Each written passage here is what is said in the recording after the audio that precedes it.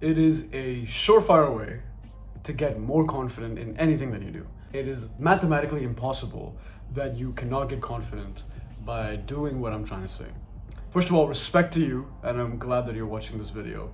There's a lot of videos out there, and the fact that you're watching mine and the fact that you're sitting here actively trying to improve a skill that you have is deeply respectable. It shows so much self-actualization, so much self-realization that you are who you are, but you want to be here.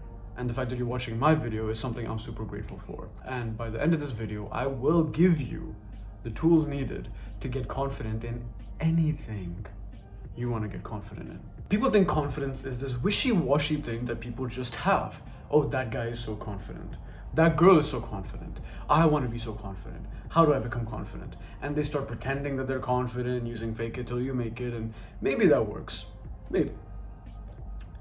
But there is a surefire mathematical way to become more confident in the thing that you want to be confident in. And it is evidence. Take a crime scene, for example. Right? There's an investigator, there's a detective, there was a murder, and there's so many clues around.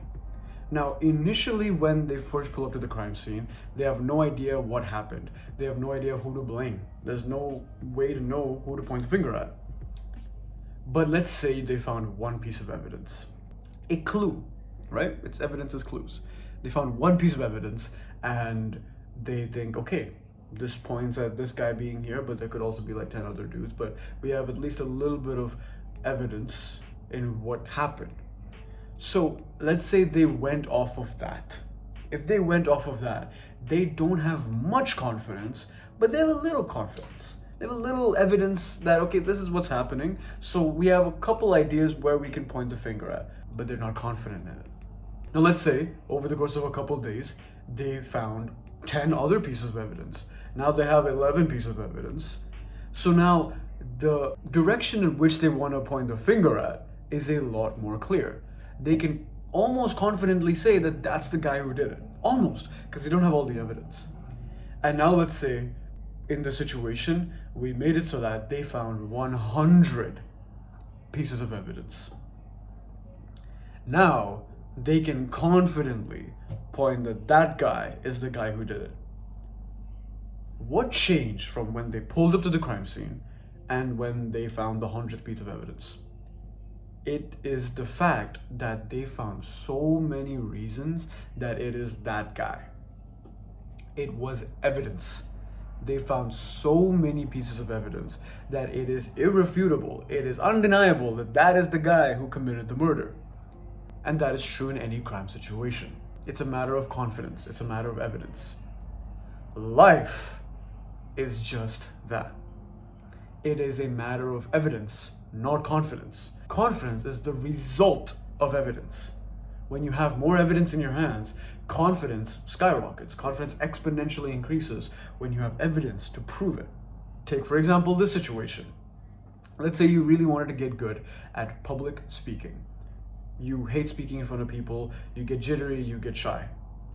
Now let's say I gave you 1 hour of practice for public speaking. So over the course of the week, you did 15 minutes here, 20 minutes there, and you added up an hour a week for public speaking practice. You went to different seminars and you sucked because it's your first time doing it. You couldn't speak in front of a bunch of people, you started jittering, you started stumbling on your words, and you kind of picked up your pace, but you didn't really do it, and you're shy and you want to end it all because you don't like public speaking.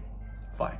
Let's say in this scenario, I have a magic wand and I naturally gave you another 10 hours of experience.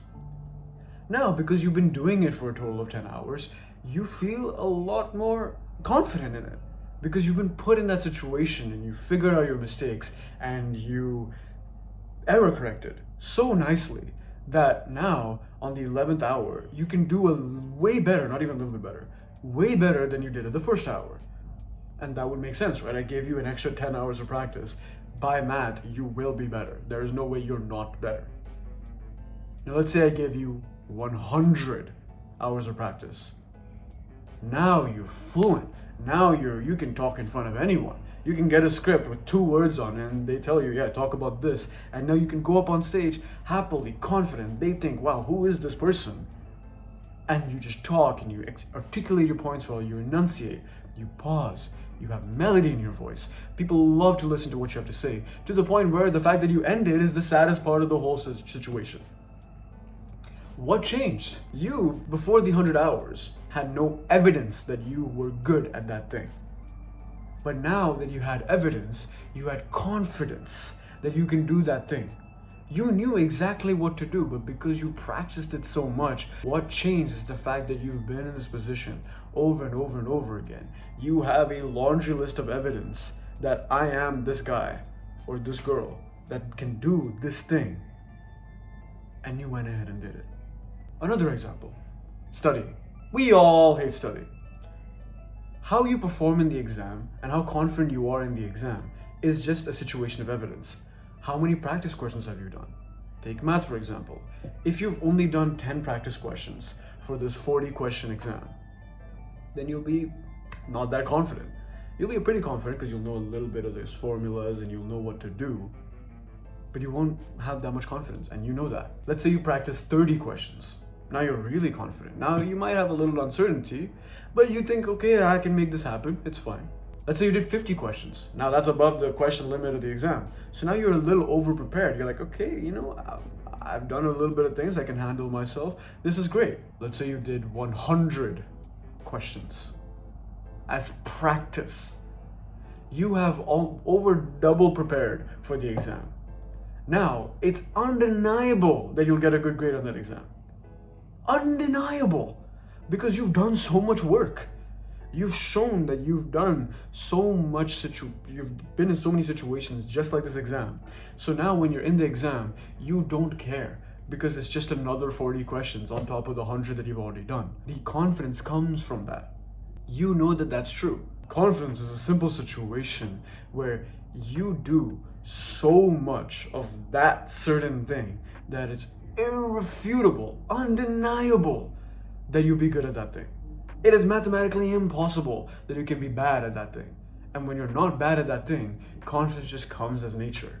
There's a very good story on this. I used to be a very big introvert. I grew up in situations where I would be in a situation where the waiter would come up and, I would want to order something at a restaurant, and I wouldn't raise my hand or call out to the waiter to get them to come to me because I'd just be too shy, right? That's what my mom did, that's what I did, so I just didn't really do much. And by nature of that, I did so many things where I wouldn't be the guy who talks up. I wouldn't be the guy who speaks up for the situation. Many times I'm ordering KFC, I would ask my friend to order my order for me because I don't want to go and talk to the cashier. Not that I can't, but if there's an easier situation where my friend can talk for me and he can purchase it for me, I'll pay. He can order it for me, I'll pay. Why would I do it?